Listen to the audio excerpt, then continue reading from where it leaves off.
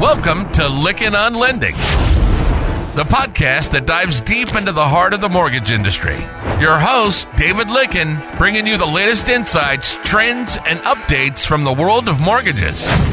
Whether you're a seasoned industry veteran or just getting started, this show is your go-to source for all things mortgage. On Lykken on Lending, we're not just about delivering information, we're about delivering it in a way that's lively, engaging, and yes, even entertaining. You'll hear from a wide range of regular contributors, experts who make the complexities of the mortgage business not just understandable, but enjoyable. Our goal? To keep you informed on the operational aspects of the industry. Everything from regulations and compliance to technology and market trends, without ever being boring. We believe that staying up to date doesn't have to be dull, and our interactive conversational style ensures you'll be hooked from the get-go. So get ready for detailed discussions, lively debates, and a wealth of knowledge that will help you navigate the ever-changing landscape of the mortgage industry. Let's get started. This is Lykken on Lending. Now your host, David Lykken.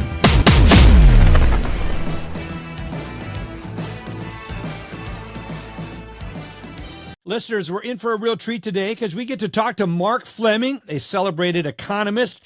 The Fed made its move here recently, and we're going to get Mark's take on it and what we can anticipate as we head into the new year. Are rates going up? Where are they going? Hope we'd like to hear some good news that rates might be moving lower, but we're going to have Mark is the Senior Vice President for Decision Science and a Chief Economist for First American Financial Corp, a leading provider of title insurance. You all know who they are. Mark, good to have you back on the podcast. It's been a little while. David, great to be here. It has been a little while, so good to be on, especially at Christmas. Yeah, especially at Christmas. And what a perfect timing to have you on, Mark, because the Federal Reserve did their thing earlier this week, much anticipated what would be happening, and I can't wait to get into that. But for those that don't know you, let's get a brief kind of a little bit of your journey to where you're at today. Tell us, our listeners, a little bit about yourself and how you got to where you're at.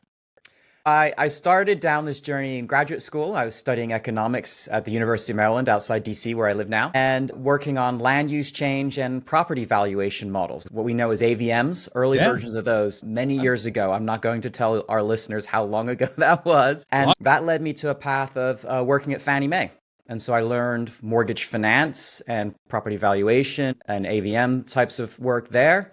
And then on to CoreLogic, doing much of the same things, but they're fraud detection. And then finally, the last stop here was First American and title insurance. And along the way, model development, analytics, that's the decision scientist part, as well as the reason why I'm here today, really, which is chief economist roles, talking about housing markets, mortgage rates, trying to read the tea leaves with ever so murky crystal balls, if you will. Oh, that's so true. Tell us a little bit about decision science. That has an AI sound to it. If you could give us a little bit insights into what that is and what you're doing there with them.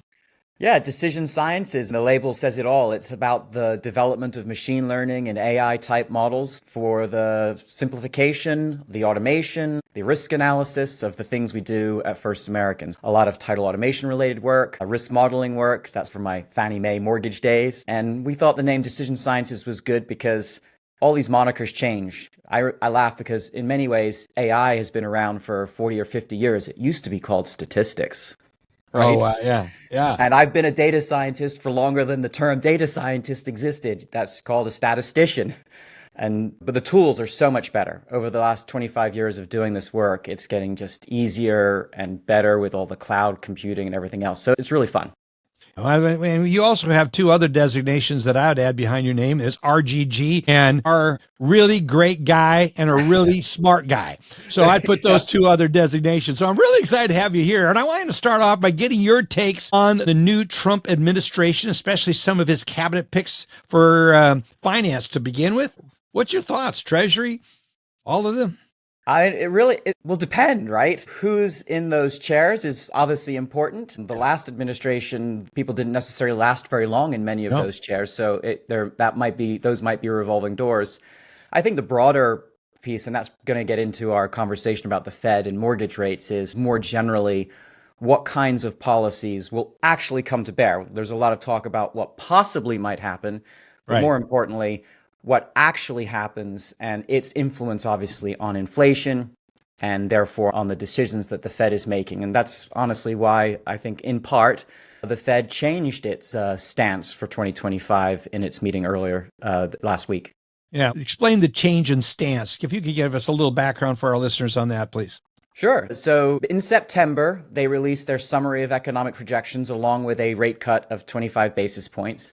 Right. And that summary of economic projections is really their forecasts for where they think the interest rate that they're cutting will go, as well as GDP and inflation, all these different things. And they were pretty bullish. I think in September, we weren't surprised by the rate cut in September, but we were surprised that they were suggesting a full percentage point more in 2025. Fast forward to just last week and the Fed's last meeting of the year, again, another summary of economic projections comes out, and no surprise on the 25 basis point cut. That was something like a 99% odds in the mercantile market. So about that. Yeah. So that wasn't the surprise, but the surprise really was their revision to their forecast for 2025 to only an additional 0.5%. So cutting the pace of monetary easing fully in half in 2025 in recognition of this increased uncertainty due to an administration change, but also importantly due to things like a continued slightly weakening labor market and a slowdown in the decrease in inflation going into next year. Yeah, one of the things that Trump has been saying for some time is he wants to get rid of the Federal Reserve entirely. I know that he has not the power in and of himself to do that. It would take literally an act of Congress to do that. Is this rhetoric? What's your thoughts and take on his position with the Federal Reserve? He says a lot of things for effect, and he gets some results from that. What's your take on this? I think that's the main point. What one says and what one does aren't necessarily the same thing, and I'm going to worry about what one tries to do, not exactly what one says. Well, yeah, exactly.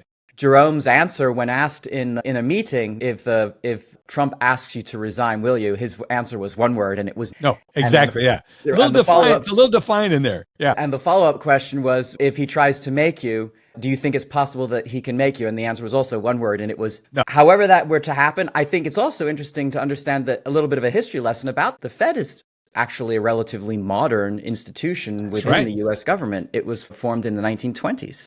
Yes. And independence, as we think of it, of the Federal Reserve is actually an even more modern concept, really coming out of the 60s and 70s, this idea that the Fed was supposed to be independent from an administration.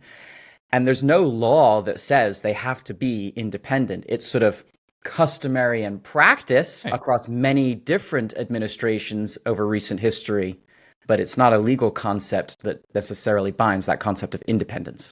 Yeah, great point. And listeners, if you have not read the book, The Creature from Jekyll Island, it really gets into the creation of the Fed, what was behind it.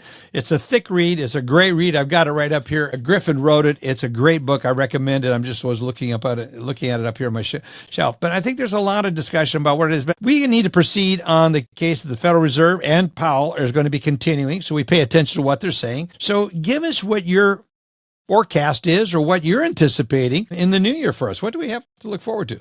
Yeah, I think in the 20 rough years that I've been doing this sort of housing, real estate, professional economist thing, it's only been in the last 4 or 5 that I've even paid attention to the Fed and monetary policy, really, because it's been pretty benign or even stimulative for most of my professional career. That's right. It's true. Certainly in the last 10 years with the very, very low Fed funds rates and consequently very low mortgage rates. So it's been a fascinating time to actually have to understand and study inflation amidst a rising inflation environment and its consequences on the market.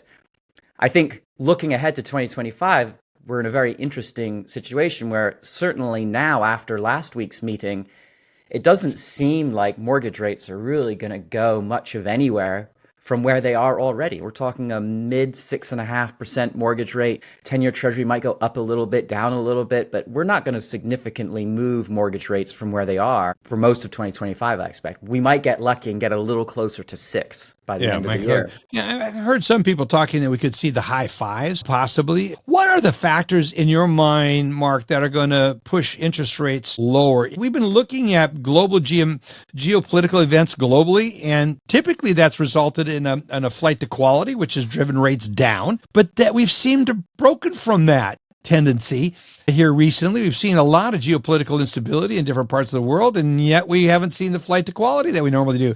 What is it going to take if we were to see rates drop? In your mind, what would it take? Are we data dependent? Are we not data? And what are the factors? One thing that I think that could reduce rates that I don't really want to happen is a recession. Which is where I wanted to go. Right? Yeah. I was hoping that's where you're going to go. I don't think there will be one, but that would be one thing that would help get rates certainly below 6. The downside to that is you get all of the negatives of a recession. So I would rather have a stable rate environment. We actually saw existing home sales also came out last week, and they went up finally back above the magic 4, right? Yeah. That's good news, and it is really good news. I think it indicates to us that the consumer, the home buyer or the home supplier, because in many cases that is the same individual selling their home and buying a home, they're looking at all this and saying, rates aren't going anywhere. I'm not going to time anything. Yeah. Let's move on. Life's going on. I want to buy that bigger house. I have more kids. I need to move for my job. I think those are the sorts of things that if you stay in a stable rate environment, that's almost as psychologically beneficial to our home buyers and sellers as a declining rate environment would be. We see some of the trends that are already happening as a result of the new administration being nominated and winning the election, and pretty resoundingly. There seems to be an overall resurgence of optimism and hope, which doesn't sound recessionary in any way, shape, or form. What do you think the chances are of a recession based on what you're seeing right now? Are the factors lining up where there is, in fact, a solid chance of that, or are you thinking not so much? You do know that economists have been forecasting a recession in the next 12 months for the last 4 years, right? Yes, exactly right.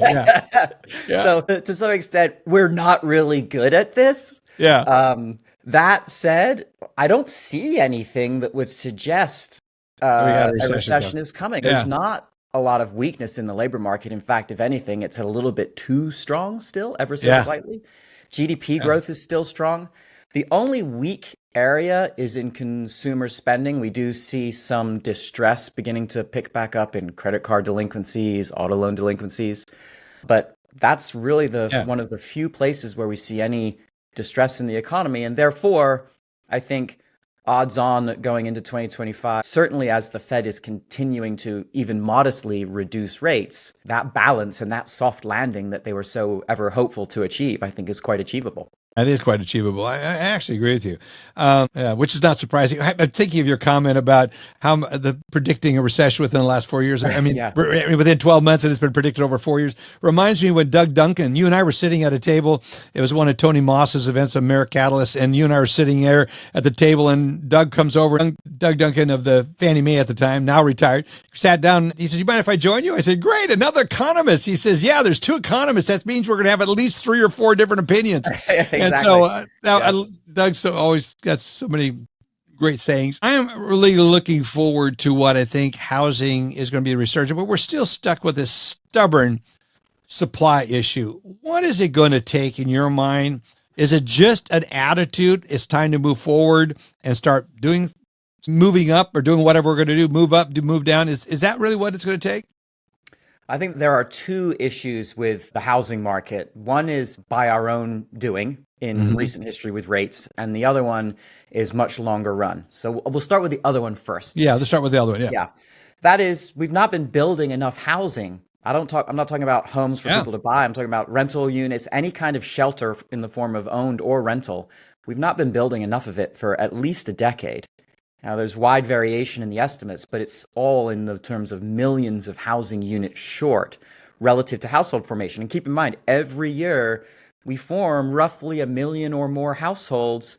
Essentially, that's each household wants shelter over its head. And so even to just keep up with new demand, you have to build a little over 1 million new housing units. And for much of the last decade, we haven't been doing that. And we're only barely doing just enough to keep up, let alone whittle away the shortage that has built up. Yeah.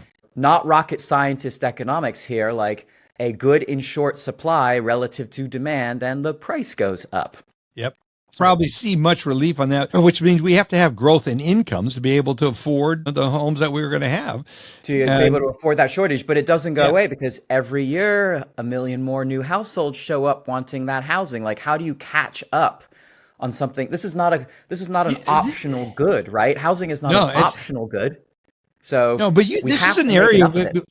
with you at Fannie Mae, your previous background, you've studied housing supply in such a big way, pricing trends. You've looked at this a great deal. What are the factors we need to have short of just buying more? It's people bringing product to market that they own, the existing housing stock, starting to have a much greater turn rate. Now, is in theory, you have new buyers coming in. You're not really seeing existing homeowners going to rentaling and going to become renters. That's not a trend. We're going to see that. So there's a probability of my generation, the baby boomer generation, downsizing possibly at some point in time. So it's the creation of those homes. What do you see for home building, the trends that, Mark, that are potential? Do you guys study that at First American? Yeah, I think it's one of the key issues in the housing market and the success of the housing market moving forward. So first of all, the supply problem of building enough shelter, that's a whole nother podcast episode. We have to talk Oh, yeah. about NIMBYism, I'd love to have you on NIMBYism, for and all that. that kind of stuff. Yeah. Yeah. Let's assume it's going to be really difficult to do that Yeah. we will be undersupplied. Then we talk to the housing market. Okay, so who owns all of the supply? Something like 85+% of baby boomers are homeowners, the homeownership rate for baby boomers. Yep. Highest So percentage. they own a large chunk of the housing stock. And most of them right now, and the Generation Xers behind them, have mortgages well below 6%. First and foremost, in the short run, the challenge is I'm not listing my home for sale because there's a financial penalty, the rate lock-in effect. But that will fade over time. We've already begun to see life events have a tendency to change that. Life matters, exactly. In the longer run, you're absolutely right. Those baby boomers with an 85% home ownership rate will, how do I say this politely, age out of home ownership, hopefully into something transitional before the real end of things. Yeah. Before they buy the plot in that small plot in the ground. Exactly. You said it, not me. Yeah.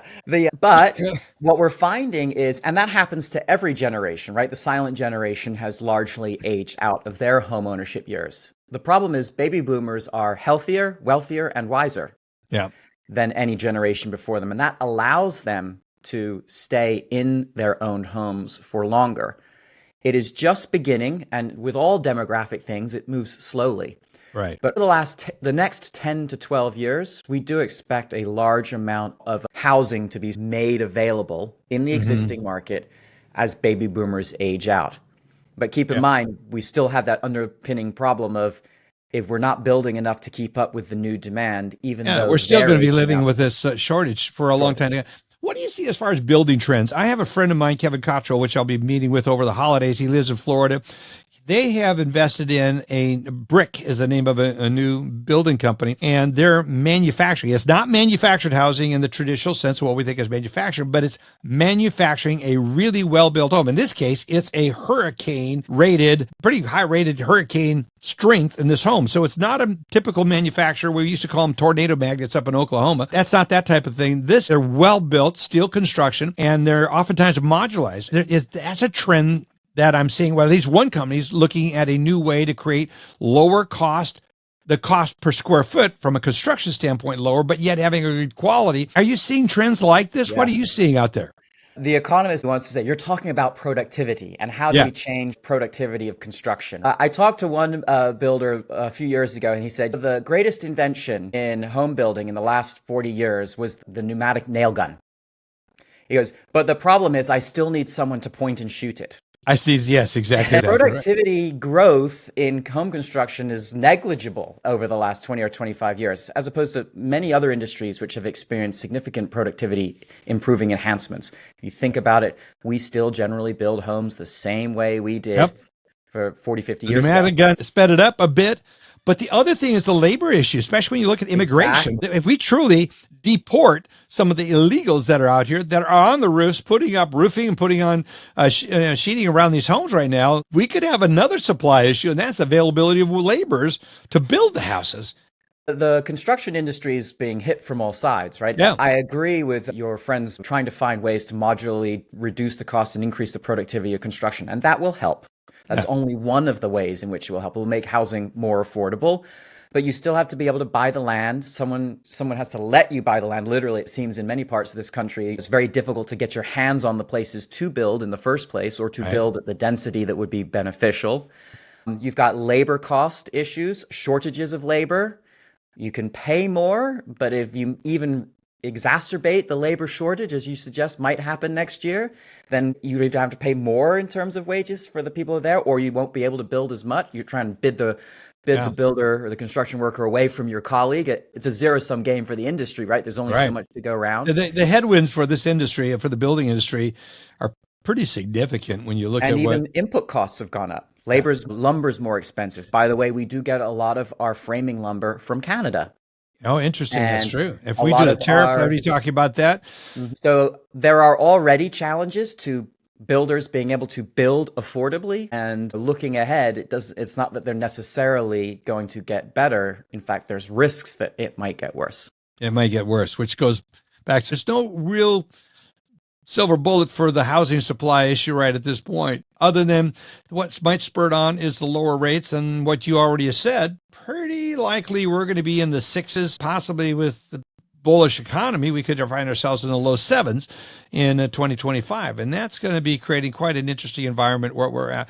The important thing with rates in this environment, let's say rates do go down to 5.5, or let's say, given that we haven't fixed the housing supply problem, what ends up happening? It's still a good and short supply. And by lowering the mortgage rate, you've increased the buying power of buyers for something that's in short supply. We've already seen this happen before. Everybody chases and fights in bidding wars, and the price of the asset goes up. And so you immediately remove the benefit of lower rates by jacking up prices. Right. Now, a large chunk of the U.S. population does benefit from that. The 65% of households who are homeowners have benefited, you and I included, with significant gains in equity. The challenge, I think, really becomes that first-time home buyer who's usually a renter, and they're the ones who get hurt. A good friend of mine and a business partner, I'm privileged to be now in a business partner relationship, is Alan Weiss. He was the co-founder of Case-Shiller Weiss Analytics. Case-Shiller is now owned by your old employer, CoreLogic, and it's the gold standard for the housing prices. Alan continued down that journey, and he's now collected data since 2000, literally per home levels, literally at the house level data on 90+% of the real estate market in the United States. What we're seeing, Alan and I are doing a TV program together, Your Home Coast to Coast. We'll put a link into it for those of you interested in seeing it. We are looking at some recent trends. We did an analysis. One of our previous recent programs we did was here in Austin, Texas. There is only a part of the Austin market that is still going up in value. The entire north and all the way around the eastern side, all the way down to the southern side, almost like a reverse C around this one part of the homes, is all going down. Many parts of the nation, prices are now going down. How do you explain this? And is this a temporary aberration because of the demand? Are you going to now an economy that could be getting stronger? Is it possible that we're going to see home prices continue going up? Right now, many parts of the country, they're actually going down. Yeah, so I'll take your point with a grain of salt, because I use Austin as my classic example of, we see that house prices have gone down roughly by 8 or 9% now from the peak in Austin.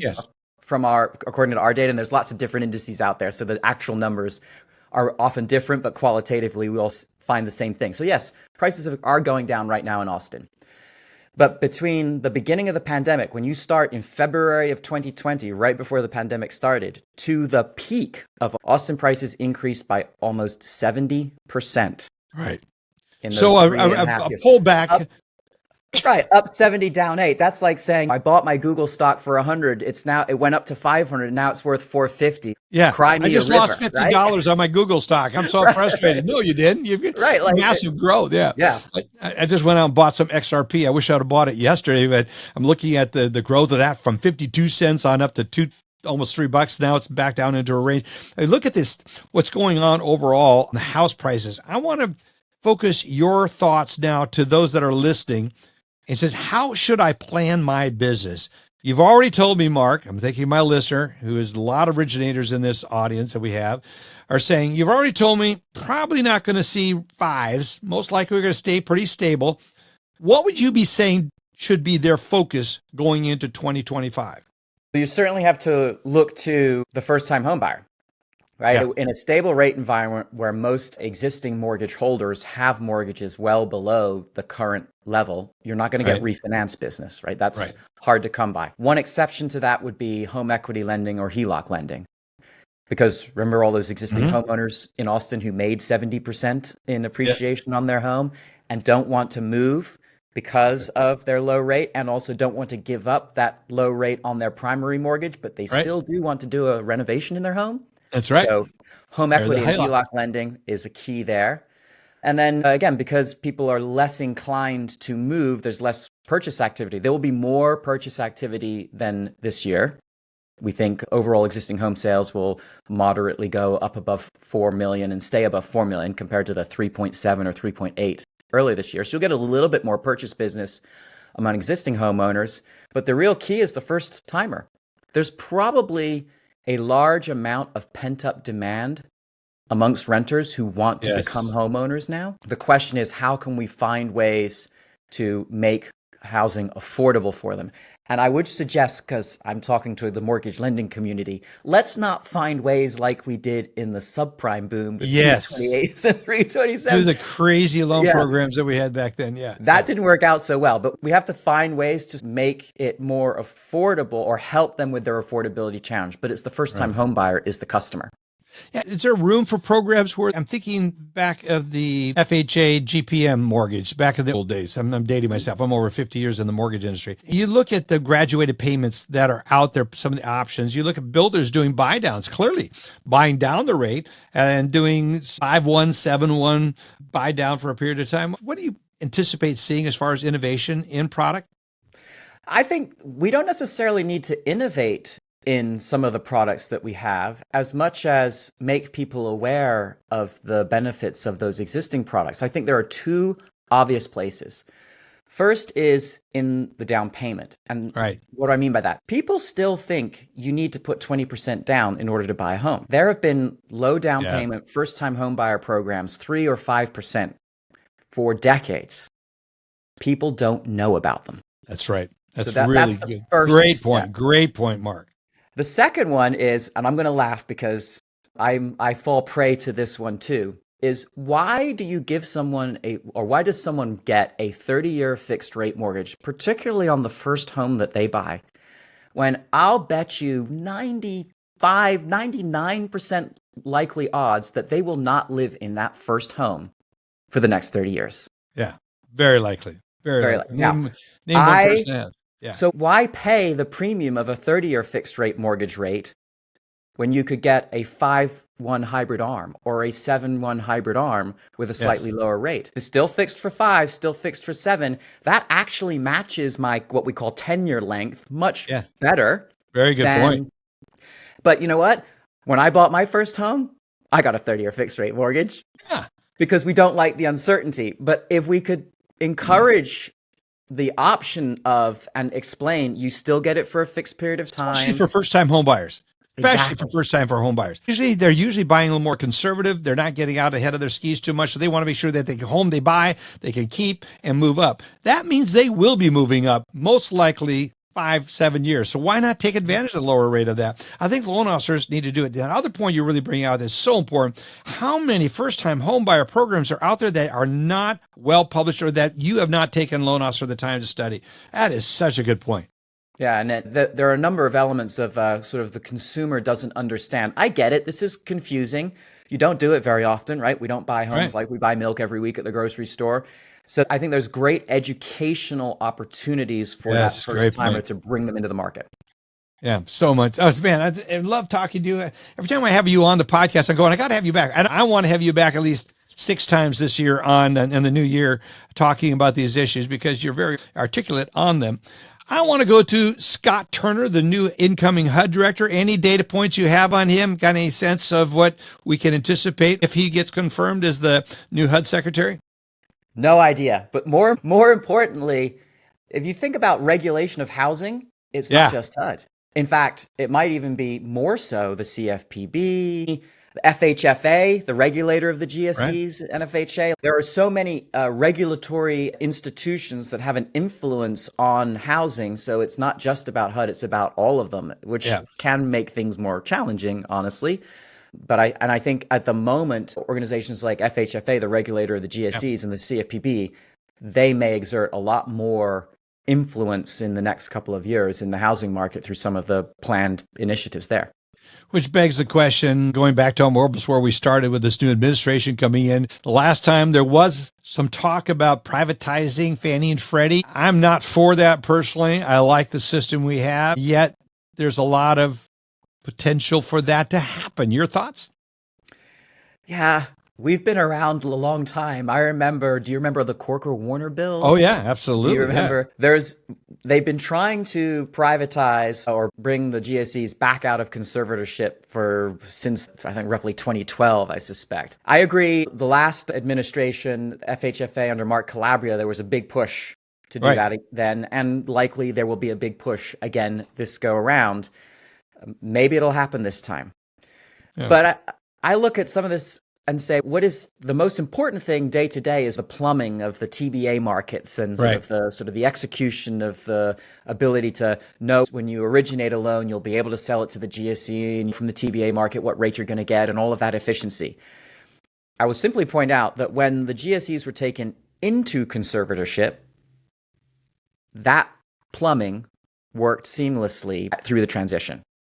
Now, there might have been changes in what an MBS investor thinks the rate that needs to be charged is. Those will move around based upon expectations and things like that. But the literal plumbing that goes day to day, it still works the day before, it'll work the day after. Yeah, very good point. But there will be repricing, right? I think everybody recognizes when you change things, that's uncertainty, and investors don't like uncertainty, and they're going to require a premium, at least temporarily, for uncertainty. Yeah. Really good point. When you bring up regulation, you touched on that just a bit. When you look at going back to the builders and building new homes, some of the headwinds has been in some parts of the country, generally speaking, I think it's a 30% of the cost to build a home. It has regulatory connection to it. Mm-hmm. In San Diego, it's as much as 50%, if I remember hearing the president of the Home Builders Association talk about this. I do hope this administration can do something about reducing that cost element in building a new home. That could help while we're facing other increasing costs if we could get the cost regulation down. Thoughts on that? Yeah, you make a great point. And regulatory burden, not just for the housing industry, but has been going up for decades. It's not a one administration thing. It's been across many administrations. And you're right. In theory, anti-regulatory stances should be beneficial in reducing those regulatory costs. But remember, a lot of the regulatory burden when it comes to housing isn't at the federal level. And the influence would be by an administration would be on the federal government. Right. There could be benefits to housing there for sure, but the local it's really local. The regulation is. It's state and local. It's more of the local regulatory bodies that are really causing for the cost structure there. So it's really good. I want to continue talking to you about this, but I think what I want to do is I want to have you come back. I want to talk about the housing. That what you said is a separate podcast. We're going to have you back soon, later in January, if I could, to talk about that, because I think this is one of those topics we've got to address is what can we do to stimulate this area? You have got a unique position there at First American. Is there anything that you think we should be sharing with our listeners as we wrap up this podcast, Mark, that you would like to say? I just realized it's the Christmas season. Yeah. And I am Ebenezer Scrooge, right? All of this conversation we've just had is terrible, right? Yeah. It's true. We have some challenges in the housing sector, but I think now visited with Christmas Future, and I'm happy, and I'm going to go help cook the turkey at Christmas dinner. Let's be positive for a moment. Yeah. I think that the housing market will be better next year than it was this year. And it was barely better than it was in 2023. So we have gone through the worst. It will get better over time. That's point one. Yeah.